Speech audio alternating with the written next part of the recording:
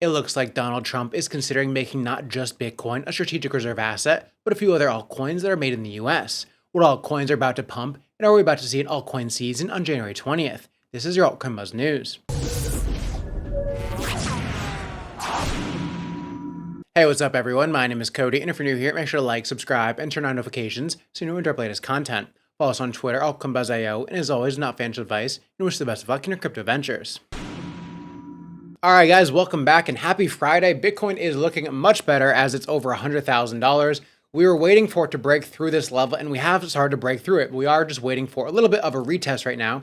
We want to see it come above here and then retest this level and then bounce. We don't want it to be like this one where it came above it and then just instantly nuked back down. So we want to wait and hold this position. We want Bitcoin to hold above this level real quick so that we can continue higher. Now, if we do continue higher, I expect us to go to new all-time highs pretty soon. We'll probably go towards $110,000 pretty soon, maybe around Trump's inauguration. However, I don't want to see us nuke back down and make a series of lower highs here on Bitcoin. I don't want to see this and continue lower back down towards $88,000. That would not be very good. Now, I will say there is going to be a lot of trickery around the inauguration. I don't think it's going to be as easy as just buy Bitcoin now, Trump gets inaugurated, and go straight up. I do think there is going to be a lot of trickery going on. I think there's going to be a lot of wicks up and down, and we might see a little bit of this before we do eventually go back up. Just like we saw here, you know, it was a bit of a capitulation event. Everyone was kind of calling for much lower numbers. Everyone was saying, you know, either $85,000 or $70,000. I was thinking we could go to $85,000 myself. So what happened is we wicked into this order block here, and then we continued upwards, and we went from 89,000 to over 100,000 in just a few days. So I do expect us to see a lot more trickery going into inauguration on Monday. So that's why I'm waiting to do any trades right now. I want to see what happens on Monday because there might be a sell-off, there might be a pump. It's hard to say right now with events like this. So as Trump is getting inaugurated in 3 days, will he keep his promise for Bitcoin strategic reserve? Now he said this back at the Bitcoin conference a few months ago. If I am elected, it will be the policy of my administration, United States of America, to keep 100% of all the Bitcoin the U.S. government currently holds or acquires into the future. We'll keep 100%. I hope you do well, please. This will serve in effect as the core of the strategic national Bitcoin stockpile. So obviously that was super bullish for crypto. And Trump also plans to designate cryptocurrency as a national priority, according to Bloomberg, as soon as he gets into office. Then at the same time, we have Senator Cynthia Lummis, who says the U.S. government cannot continue denying the value of Bitcoin and digital assets. It's costing taxpayers billions. I sent a letter to the U.S. Marshal Service asking why they plan to sell nearly 70,000 Bitcoin. So if you remember, I think it was about a week ago, you know, all this FUD came out that the U.S. is going to start selling their Bitcoin if they haven't already. Basically, Trump was saying, when I get into office, we're going to keep all the Bitcoin that we have confiscated over the years. We're not going to sell into the market like Germany did back at $50,000. We're going to continue to hold it, and we're going to put as part of our strategic reserve. Then news came out and FUD came out last week that maybe the Biden administration has already sold it, or maybe it's one last kind of like screw you to Trump right before he takes office that they're going to sell the Bitcoin, and then it's just going to, you know, mess up the start of his administration. So Senator Cynthia Lummis sent this letter to the Marshal Service asking why they plan to sell nearly 70,000 Bitcoin and mess up the strategic reserve. Then we have Miles Deutscher, who says Bitcoin ETFs now constitute 5% of all Bitcoin supply. The TradFi bid isn't slowing down anytime soon. The supply squeeze will only keep getting greater. Then we have Crypto Rover saying Bitcoin, altcoins, everything will explode after Trump's inauguration. History will repeat itself. My portfolio needs a new Trump candle. So he's showing the previous inauguration. So this is 2017, this is 2021, and this is 2025. So, you know, it also times up pretty well with the halving cycles that after the elections, after, you know, the start of the new year, usually there's a pump in the first quarter of the year after a halving cycle. It also pretty much lines up with inauguration as well. So whether it's, you know, the actual cause or it's just, you know, a coincidence, who knows? But a lot of times it does happen. That's why we're all pretty much expecting an altcoin season in Q1. Then we also have Marty Party, who says Trump says he's looking at more than just Bitcoin for U.S. strategic reserve. This includes prioritizing digital assets like Solana and XRP. So they were saying they were planning to prioritize American cryptocurrencies. And I don't think Solana is specifically an American one, but I'll take it. I mean, I think it's high enough up there, and, you know, we like Solana. It's, you know, it's a big enough asset that they can use it. So Solana going to the strategic reserve of the United States is very bullish as well. And Solana has pumped a lot in the past day. It's currently at 219, just under 220. We are pumping into resistance right now. So like pretty much like everything else, we're at resistance. We want to break above this level and we want to hold this level around 222 before we go up, because just like last time, we don't want it to, come into this level of resistance here and then come all the way back down to $170. So we want to wait till it breaks above here and then take a trade if you want to trade this. And then we also have Look on Chain saying whales are buying and long Sol. A whale spent 2.49 million USDC to buy 11,824 Sol and withdrew 18,000 Sol from Binance and then deposited Sol onto Camino to borrow stablecoins. This whale has deposited over 144,000 Sol or $30 million to Camino and borrowed $20 million in stablecoins. So whales are buying lots of Solana. And also, Good Morning Crypto says, breaking President Trump considering America First Reserve. The idea of an American First Strategic Reserve is that it will prioritize digital coins founded in the US like Solana, USDC, and Ripple. Then someone says, Solana isn't American. Agreed, but it seems like he has kind of met with the Solana team. They're in discussions. VCs have a lot of power, especially Solana VCs. So it seems Solana could be in this strategic reserve as well, even though it's not necessarily American. It feels American though. And then we have Solana continues to lead in weekly DEX volume, surpassing Ethereum mainnet and Base combined for 2 weeks in a row. So Solana's DEX volume is still outpacing everything else. Solana looking pretty great. As soon as we can get above this level of resistance here, this is a great place. I'm actually going to be taking a trade. Something like this, we'll put it down below these wicks here, and we're going to be targeting at least 260, the previous high, but also probably towards $300 because I do think we get a big alt season in Q1 after Trump is inaugurated, after the mess kind of settles down on the 20th. Once we are through that, I think we are going to see a big pump in Q1. And then we have Dan Thompson, who is the CEO of Sensay, and he says, happy 2025. I'm delighted to share our exciting roadmap for the year ahead of Sensay. We've got a fresh new look coming soon, plus our custom API launch, which will allow partners early access to our cutting edge replica tech. If you're eager to pioneer the future with us, do get in touch. So if you guys remember, Sensay has these replicas, and it's pretty sick. Like, you can see all these replicas they have online here. There's a lot of crypto influencers. There's a lot of people from history. You can talk to one of my favorites is actually Anthony Bourdain. I like this guy a lot. And you can hear there.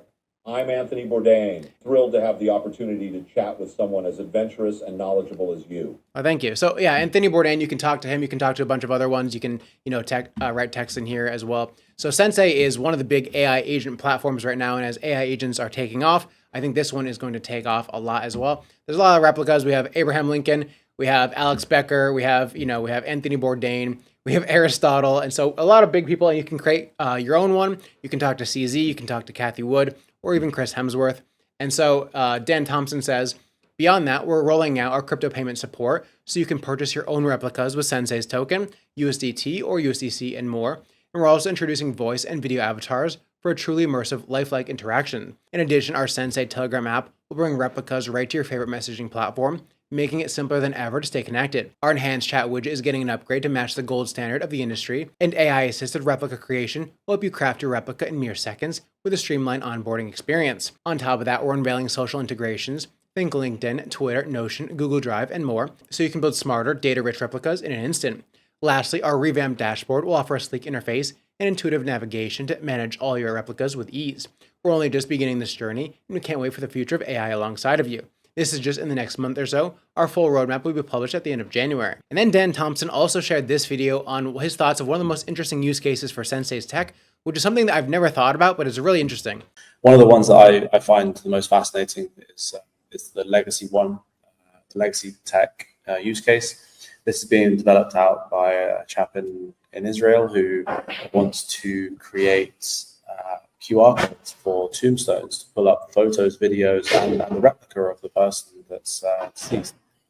This would essentially create an interactive death experience. So that sounds kind of weird, but also really cool at the same time. So imagine like someone dies, like maybe it's a family or friend, someone dies, but you're able to have a AI replica to talk to them in the future. Now, Sensay is currently sitting at around $20 million market cap. It's $46 or $47 million fully diluted. And it's actually looking pretty good on the chart. So on the daily chart, we've had this huge pump up. So we had the initial pump listing, then we sold off, we accumulated, then we had an even bigger pump. And then when this bigger pump happened, we had obviously the whales and people selling off.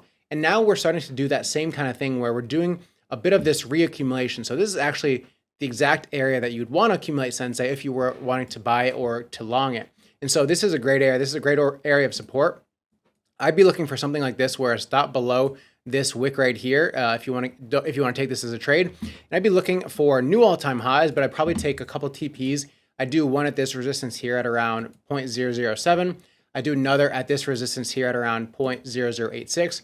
And then I do one right below all-time highs here. So I'd have three TPs, one here, one here, and one here. And then I'd probably also leave some like a moon bag to target all-time highs. That is if you want to trade this. If you do want to do spot bags, obviously this is a pretty low market cap, $20 million, $47 million, fully diluted for AI replicas and AI agents. I think that's pretty low for an AI platform right now, especially since AI 16Z and all those are at like between 2 and 5 billion currently.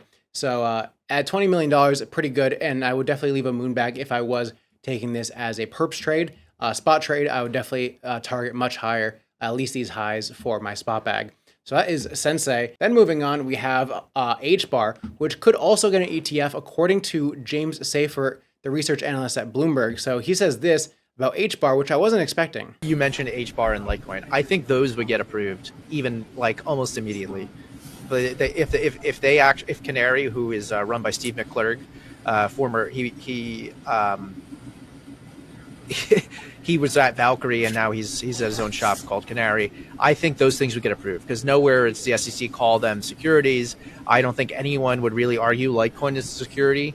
The problem is HBAR and Litecoin would have a very good shot of getting approved before. I don't know how much demand there is. They are heavily traded on traditional spot exchanges, particularly HBAR in Korea. It's one of the most traded cryptos over there. So like there are like potential ways to like launch these things. I think those could get approved because they don't have to deal with those legal things first.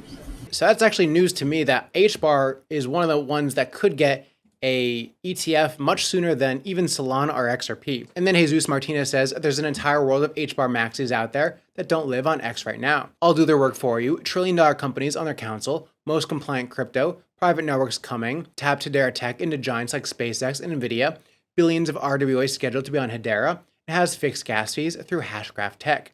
So apparently there's a huge world out there of people that are on crypto Twitter talking about their favorite altcoins. And HBAR is one that it seems like it's a silent creeper. It's come up out of nowhere. And then he also shares this with Nvidia and HBAR. So this is kind of crazy. Nvidia Tech is also working with HBAR, and HBAR is also doing things with SpaceX. They're doing stuff with some of these, big tech giants. So HBAR is kind of like one of those ones that's coming up out of nowhere. And then Hedera also says today, Vaultic and the World Gemology Institute announced a partnership to tokenize $3 billion worth of diamonds, gemstones, watches, and jewelry on Hedera. So that's actually kind of crazy. I've never heard of that yet. And then also HBAR is already working with Electrique de France, or EDF, France's largest energy company, and one of the world's leading energy producers. I definitely butchered that. This is a huge RWA use case for the Hedera DLT, and this is what they're doing. So right now, HBAR has pumped in the recent days. It is a bit at resistance right now, so we want to see, just like everything else, we want to see it consolidate, at least on the daily candle, above here, above this 36-cent level. We want to see it hold this. We don't want to see it come down like this again and, try these lows. We want to see it hold above here before going long or buying more spot, because with the Trump inauguration in a couple of days, this could also be another fake out pump, and we could, reverse and come all the way back down here. So we do want to see it hold above here, but overall, Hedera looks really good. This consolidation is great.